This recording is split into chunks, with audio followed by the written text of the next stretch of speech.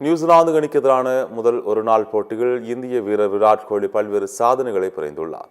இந்த போட்டியில் விளையாடியதன் மூலம் இந்திய அணிக்காக அதிக போட்டியில் விளையாடிய வீரர்கள் பட்டியலில் விராட் கோலி 5வது இடத்திற்கு முன்னேறியுள்ளார்.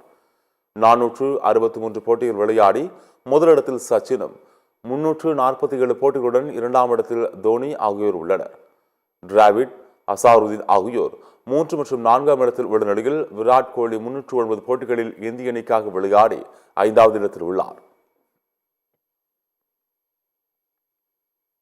இந்த போட்டிகள் 25 ரன்கள் எடுத்தபோது விராட் கோலி அனைத்து வகையான கிரிக்கெட்டிலும் சேர்த்து மொத்தமாக 28,000 ரன்கள் சேர்த்த புதிய சாதனை படைத்துள்ளார். அதிவேகமாக 28,000 ரன்களை குவித்த முதல் கிரிக்கெட் வீரர் என்ற பெருமையை பெற்றார். 624 இன்னிங்ஸ்கள் விளையாடியுள்ள விராட் கோலி குறைந்த இன்னிங்ஸ்களில் இந்த மைல்கல்லை எட்டி கிரிக்கெட் ஜாம்பவான் சச்சின் டெண்டுல்கரின் சாதனையை தகர்த்துள்ளார். சச்சின் டெண்டுல்கர் தனது 644வது இன்னிங்ஸில் 28,000 ரன்களை கடத்திருந்தார் என்பது குறிப்பிடத்தக்கது. இது மட்டுமின்றி அதிக ரன்கள் எடுத்த வீரர் பட்டியலில் சச்சின் டெண்டுல்கருக்கு அடுத்த இடத்தையும் விராட் கோலி பெற்றுள்ளார். சச்சின் டெண்டுல்கர் 782 இன்னிங்ஸ்களில் 34,357 ரன்கள் எடுத்து முதலிடம் வகிக்கிறார். அவருக்கு அடுத்தபடியாக இருந்த இலங்கை வீரர் குமார் சங்ககராவை தற்போது இந்திய வீரர் விராட் கோலி பின்னுக்கு தள்ளியுள்ளார்.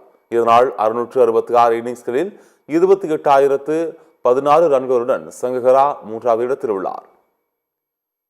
இந்தியா நியூசிலாந்து ஒருநாள் போட்டியில் அதிக ரன்கள் குவித்தவர்கள் பட்டியலில் சச்சின் டெண்டுல்கர் சாதனையை விராட் கோலி சமன் செய்தார். 34 போட்டிகள் விளையாடியுள்ள விராட் கோலி 1750 ரன்கள் சேர்த்துள்ளார்.